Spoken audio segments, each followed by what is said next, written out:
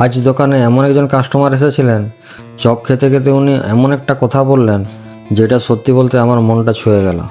ভাবলাম কথাটা আপনাদের সঙ্গেও শেয়ার করি। হ্যালো বন্ধুরা, আমি রাজু। প্রতিদিনের মতো আজও ওন্দা সুপার স্পেশালিটি হাসপাতালের সামনে ফুটপাতে আমার ছোট্ট চপের দোকানটা নিয়ে বসেছি। সকাল থেকে দোকানের কাজ শুরু করি, চপ বানানো, তেল গরম করা, কাস্টমারের অপেক্ষা, এভাবেই কেটে যায় আমার পুরো দিন।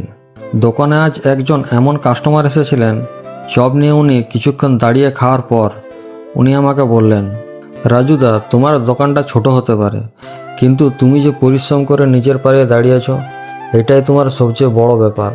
সত্যি বলছি, কথাটা শুনে কিছুক্ষণ আমি চুপ করে গিয়েছিলাম। কারণ আমরা যারা ছোট ব্যবসা করি, আমাদের অনেক সময় মনে হয় আমাদের জীবনটা হয়তো অন্যদের মতো নয়। কিন্তু এই কাস্টমারের কথাটা আবার মনে করিয়ে দিল, কাজ ছোট বড় হয় না, মানুষের পরিশ্রমটাই আসল। আমি জানি আমার দোকানটা খুব বড় নয়, কিন্তু এই ছোট্ট দোকানটাই আমার বড় স্বপ্ন, আমার পরিশ্রম আর আমার পরিবারের ভরসা। আজ এই কাস্টমারের কথাটা আমার মনে অনেকটা সাহস দিয়েছে। আর যারা আমার ভিডিও দেখেন, কমেন্ট করেন, লাইক করেন, আর আমার মতো একজন সাধারণ ছেলেকে ভালোবাসা আর সাপোর্ট করেন, আপনাদের প্রত্যেকের কাছেও আমিও সত্যি কৃতজ্ঞ।